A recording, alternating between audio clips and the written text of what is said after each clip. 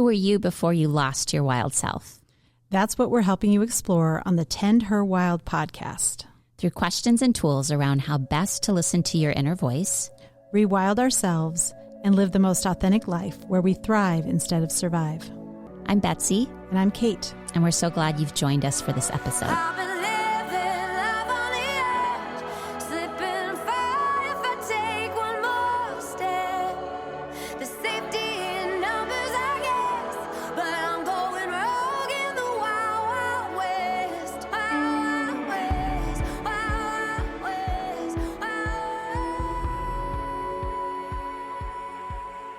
Hello, Tend Her Wild podcast listeners. We are at the end of 2025. We're at the end of season 3 of Tend Her Wild. So Kate and I are here today to do some reflections on this past year in terms of what we experienced with the wild woman archetype, not only in this podcast, but in our own lives. And then today is actually, as we're recording this, is also a new moon. Yes. So it's about new beginnings and looking forward. And so when we get to the end of our time today, we're going to talk about our exciting vision for season 4, which I cannot believe we're at season 4. We were talking about it and I was like, no, wait, what season? Yeah, season 4. Yeah. I think this is our 190th episode. Yeah, it's amazing. Yeah, it really is. It's been quite a ride. It has been a ride. It continues to be a ride. Like we said, there's no destination. It's all this massive process that we're in, but we keep learning. We do. More and more things along the way. And so we want to talk about some of that today. And we were both talking about how 2025 been a major year. It's a 9-year numerologically, which means that's the ending cycle. And it's been the year of the snake, and the snake is symbolic of shedding, transformation, endings, sliding out of that skin that's too small. Letting go. Mm-hmm. Yeah, and it's really reflecting on it. We're hearing a lot about that, I think, out in the ether about, people are like, 2025 can kiss my ass. And I feel that. I don't know if you feel that. Oh, yeah. So thinking about what that's meant for you and I was telling you before we got on that I looked back through my photos. Yeah, that was a brilliant idea. And wow, so much this year. So much. It kind of feels surreal when I think about looking back to January and how this year started, and then just what all that's transpired for us both personally and then out in the world. It's been a mirror of everything in the world too, things that are changing at such a fast pace. So what comes up for you when you think about the year of the snake? The snake. Girlfriend. I think I know. I shed a lot, which I think we'll talk about a little bit later, but I'm just thinking about some patterning that I shed. Like I think I started to shed a lot more people pleasing and a lot more conflict avoidance. Like I realize I've been someone who just doesn't want to get into conflict, and I felt a new fire in me to address and be more real about hard stuff and to take action. Like there was a lot of a lot of releasing for me this year. And putting, this is the other thing I think I'm shedding, putting other people's needs ahead of my own. Yeah. Like I, saying, oh, their needs are more important than mine. I'll just put mine on the back burner, and sort of realizing, no, this is Betsy, your one wild and precious life. What are you going to do with it? How are you going to spend it? Who are you going to spend it with? What do you need? So there's been some major shedding for me. What about you? I was thinking, so as you know, I've had a lot of loss this year. We lost 3 dear family members, really kind of in a row in a very short amount of time. And I think the grief of all of that has really led me to kind of let go of fear and realize life is short. Yeah. And what do I want? And what steps can I take to move toward that and stop being afraid? Because I lost a sister-in-law very young, and I think about, life, how precious it is, but also how, I have things that I want to do, places I want to go, and now is the time. So I think I'm letting go of some of my fear, or just waiting around. I'm not interested in doing that anymore. So I'm ready for more. And so yeah, fear for me was a big one, of shedding some fear. But it was a challenging time too. I think, yeah, to say it's like an understatement to say 2025 was a challenging year. Yeah, like it doesn't even do it justice. All right. Well, let's talk about some of the highlights from the podcast. Because, Okay. like you said, we're on episode 190. We've been at this a long time. We interviewed some really amazing people. And who was one of the highlights for you this year that we talked to? Well, one that really stuck out to me, which in part is because I loved the podcast with her, but also how we found her. And so Maddie Corman comes to mind, who's an actress that we talked to about betrayal, which was a topic we'd never talked about before, but how we kind of found her through Kristen. And so we can't really talk about Maddie without talking about Kristen Hange, who was another woman who just showed up in our lives this year, the producer, the writer, who talked about creativity and the heroine's journey and all kinds of amazing stuff with us. She just produced Romy and Michelle's high school reunion on Broadway. Yes. Mm-hmm. And because of her, we got connected to Maddie, who has this amazing show on HBO about betrayal and Accidentally Brave. Yes. And so talking with her about that project and her story to me. A betrayal trauma. It's a big one. It was a big one. And she's just, both of those women to me were like highlights. They were kick-ass, strong, wild women who were truth tellers. And they have like an edge, but also a softness, which and they're both in this like super cutthroat business, and they're both super intuitive and in touch with, open to like deeper things that is sort of moving them. And that duo was quite inspiring. In fact, I just was watching a sitcom this week and I was like, oh, that's Maddie Corman. I got to talk to her this year. So cool. So how about you? My highlight, and I've told so many people about this person, is Jeanette Biro, who was the medium who had this sort of near-death experience and got to see the blueprint of her life. I mean, so inspiring to me. Yeah. Her story of like when she first saw a spirit in her hallway when she was in high school spoke to me. And then as my father is nearing the end of his life, just hearing her vantage point of what's beyond the veil after we pass has been really comforting to me.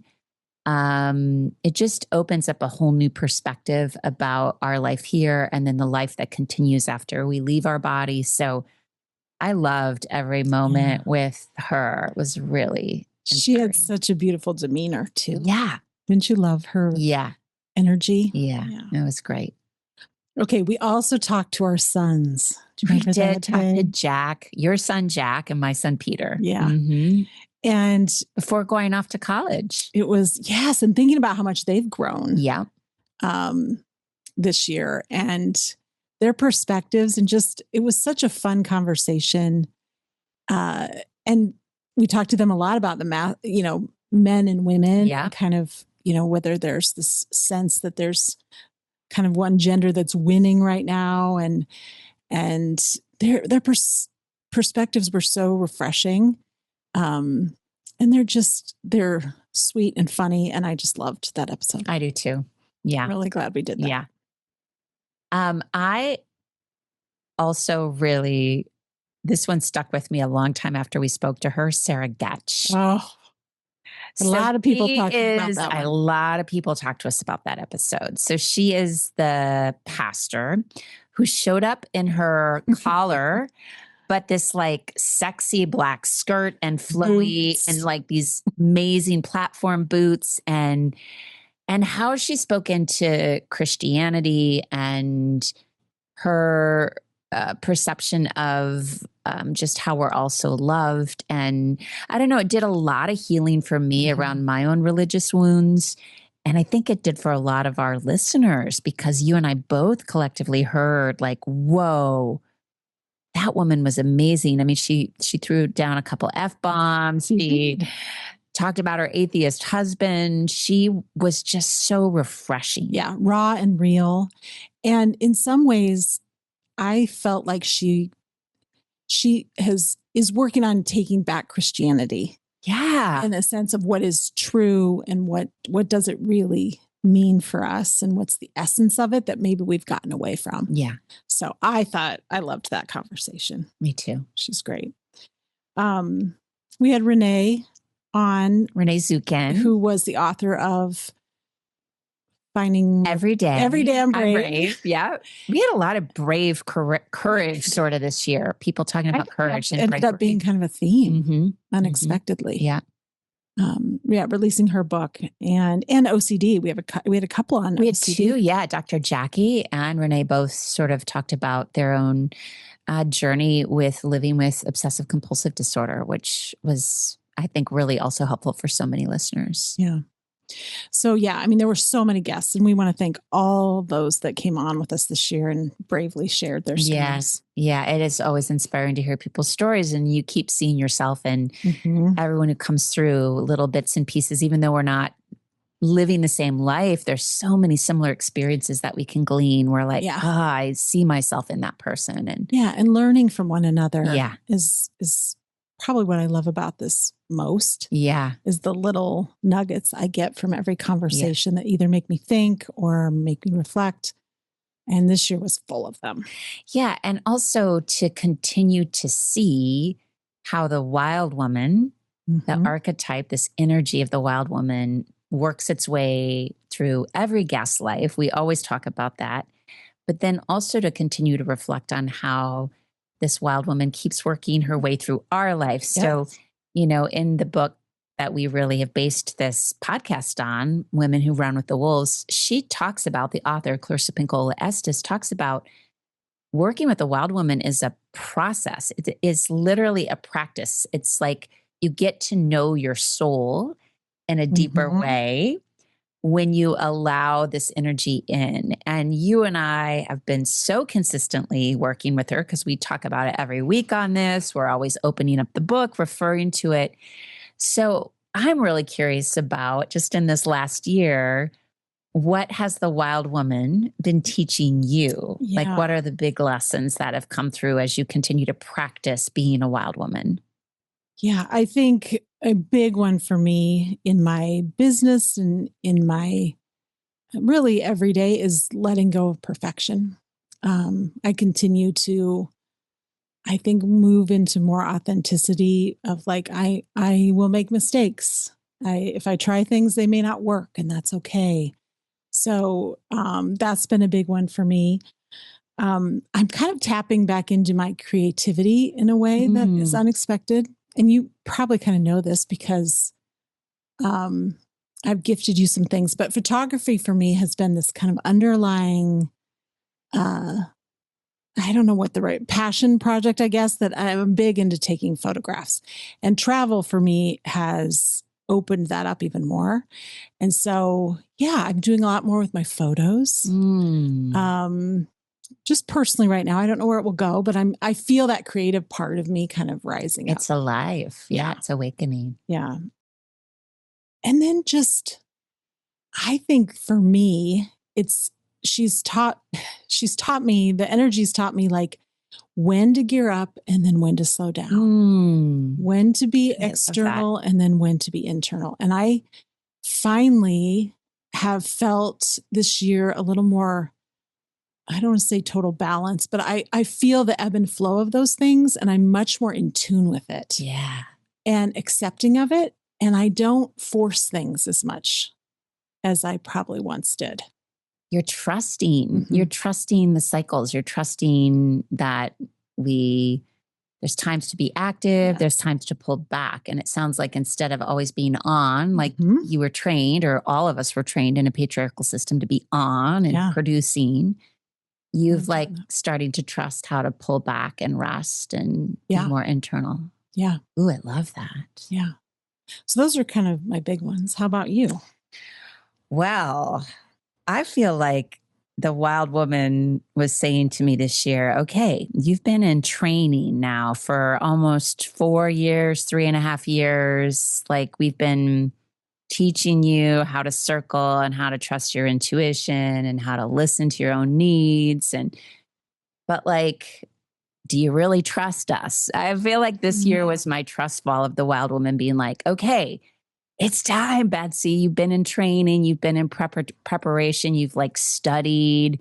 Now, come on, let's jump. Let's do it. So this was a major year for me to, take some action, step into this inner wild, end some things that needed to end, walk away from old stuff that was literally draining me of my life force versus allowing me to be my most authentic nature. And I do reflect, Clarissa Pinkola Estes talks about her book that when we're cut off from our inner wild, we are muzzled and we're dry and we're confused and we're stuck and we're crazed and we're afraid to bite back.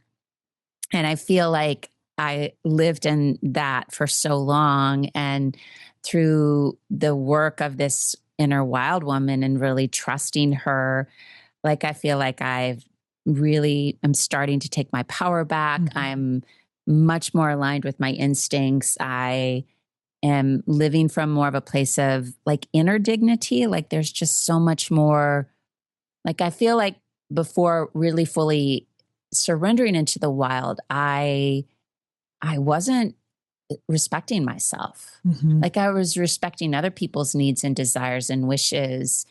And since taking some action and listening to myself and following through on some really hard things, like I have so much more self-respect. Yeah. Like I love myself and respect myself so much more. And I can't even tell you what a change that's made in my health and my outlook and my sleep, all of it.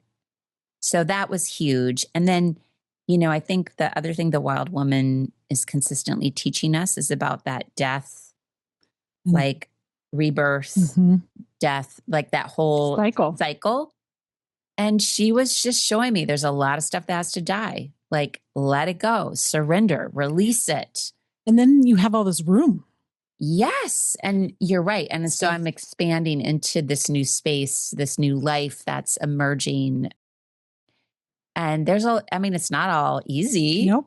But I like similar to you being like, oh, there's times to take action. There's time to pull back. Like there's time for things to die off and there's time for new life to come in. So I'm really aware of that. And maybe I'm not as scared of that as I once was. Both of us may be releasing fear this year. Yeah. Yeah. And do you remember when I told you maybe a couple months ago how nourished I felt like you looked? Yeah. Yeah. I was like, you have a different aura. Yeah. I do have a different whole energy because of this self-respect and taking back my own energy and power. Yeah. Yeah. Well, I can't wait to see what she does in 2026 for us. The archetype. Me too. Hi, I'm Sam, founder of the Local Hub. When I moved to Iowa City, I felt like a tourist, and I'm sure you can relate if you've ever moved somewhere new or just haven't explored your city in years. Supporting local has never been more important, and the Local Hub makes it simple. It's a community-first way to uncover the local businesses, events, and hidden spots that make an area feel like home. If you're in the Iowa City area, you'll find us online, in print, and on social media, all designed to keep you in the loop about what's happening here. Visit thelocalhub-ic.com and start living like a local. I was reflecting on my highs and lows and that they're all together, which I've never thought about that. Like it seems like such a simple question. We have highs and we have lows. Well, what if our lows and our highs are the same thing? Ooh. Like I think that's part of what this path is also teaching me, that what appears to be a low is actually just transforming into it being, it's like the cycles, right? There are lows and there are highs, but they're all connected. So they're related. Yeah. Like my big lows, you mentioned you lost 3 family members. I mean, I lost a marriage. I lost a 26-year marriage. I lost not lost, it's just ending. Like I ended a marriage. I ended, living in the same house that I had taken care of for 20 years. And then also I'm in the process of saying goodbye to my father who's currently dying. And so why on the surface, these all have been extremely hard. And there's been a lot of howling and crying and grief and all of that. There's also this awareness of that they are tied to a new beginning. So there will be a new beginning for my dad when he releases out of his body. They're, leaving a marriage, although it's been the hardest thing I've ever done, there's a lot of new things coming in that I was ready for, that I needed, that is part of my own growth. And even releasing a house, it's like this awareness of like, it's just a house. It's just stuff. Yeah. Like it doesn't actually really define you or matter. So there's been freedom in being like, oh, okay, I can do this. So that's my aha, is that all these things that on the surface, like I would never have wanted to think about going through in 2025, they also are all leading. I mean, I guess that's the snake, the shedding, and it leads to a new skin. And I think that's what's happening. And you have to shed it to have the growth and the newness. Yeah. So they are related. You're right. Yeah. Okay. That's a good way for me to think about it too. So I started this year with a really scary couple months with my mom, nearly losing her when she had open heart surgery very suddenly. It was just kind of my year, just bang, right out of the gate. Like I couldn't even catch my breath. Yeah. And from that, though, has come this kind of, I don't know, new appreciation I have for her. Yeah. And like even strengthening our relationship more. We've had these amazing conversations. It led to a deeper relationship. Yeah. You almost lose someone. And then on the heels of that, I did lose my mother-in-law, who I adored. And, watching my husband, Mimi, watching my husband go through, all the grief of that as kind of one of her primary caretakers, and her youngest of 6 children. And so watching that family that I'm part of navigate that has actually also brought us closer. And then 3 months later, we lost my sister-in-law. So, as a family, we lost a lot. Yeah.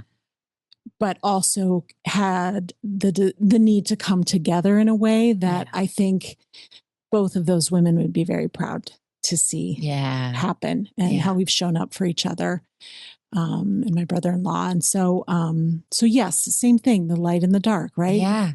Dark moments when you can step back and see how they, in so many ways, lead to more enriching things. It doesn't make them any less hard, but you can appreciate kind of what comes from those times. Yeah. So I think those have been kind of the big things for me. This has felt like the first year of empty nest for me too, because last year we were kind of caring for Mimi. And so this was the first fall that really felt like we didn't have other obligations. Are we still on our lows?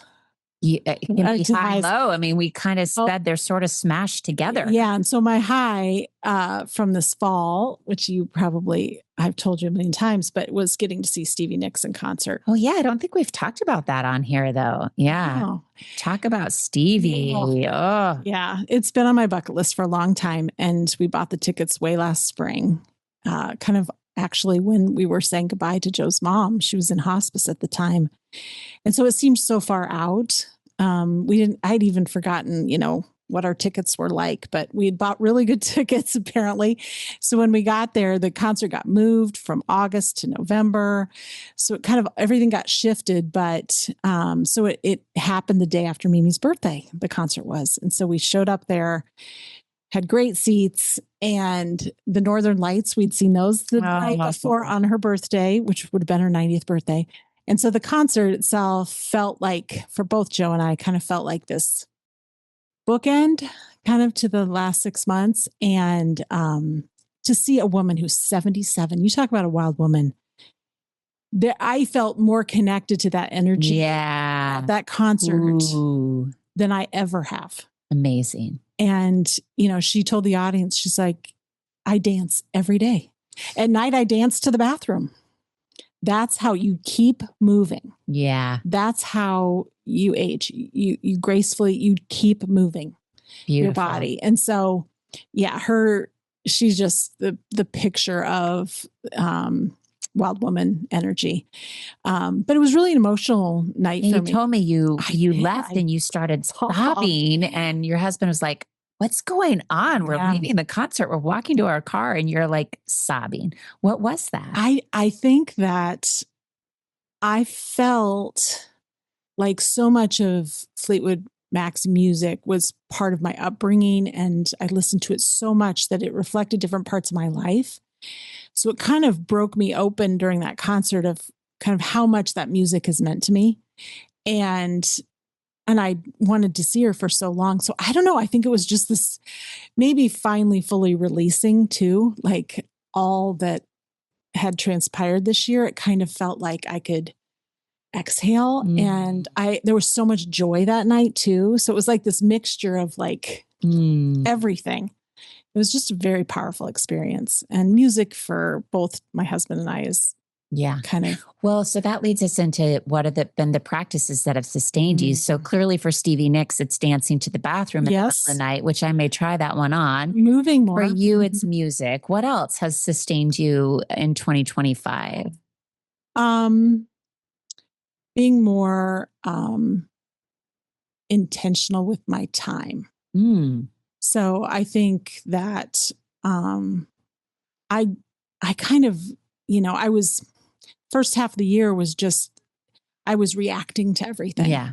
And so I feel like the second half of the year, I've been much more proactive in how I'm using my time and tapping into my energy. Like I said, like when I work now, it's because I have the energy and it feels like, okay, do it.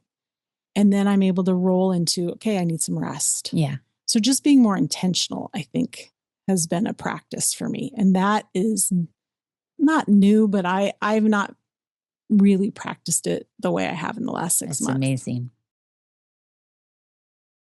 I think nature for me, again, is always something that I get, so much out of and connecting with. I did a ton of walking this year. I haven't been as good in the winter, I have to confess. Well, ice is hard. I know. I feel like last thing I need to do is fall. And so of course I'll figure out a way to get back out there this winter. But I can walk the mall. You can walk the mall. Then you have to go to the mall. Sounds depressing. But I think I've been kind of in more hibernation mode, I think, since the snow, and we've had so much. But I think because, in a year where you experience a lot of grief, I'm noticing, I guess, my practice of being present. I'm noticing smaller things, little things, and trying to have more appreciation around them, which is kind of an intentional way to live too, right? So it's just changed my outlook. I turned 54, I think. Isn't that funny when you get older? You're like, how old am I? What year was I? My husband always corrects me because I always think I'm younger than I am. Yeah, so 54 this year, and it was like, okay, like you're right in the thick of this kind of midlife awakening. And so how do you want it to look? How do you want to feel? How do you want to be? So just a lot more intentionality. Yeah. Yeah. My practices in this last year have been saying no. I've been saying no a lot, and I've always been a yes person. In fact, like 10 years ago, a yoga student at a festival gave me this little stone that said yes on it. And I was like, yes, that's me. That's how I go through life. I say yes to life.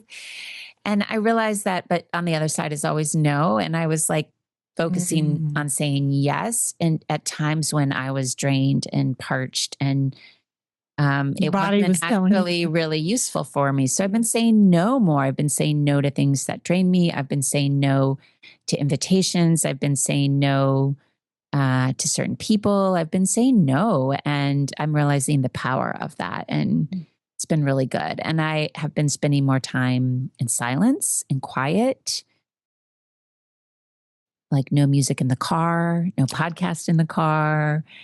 I went on a silent retreat, which was super life-changing.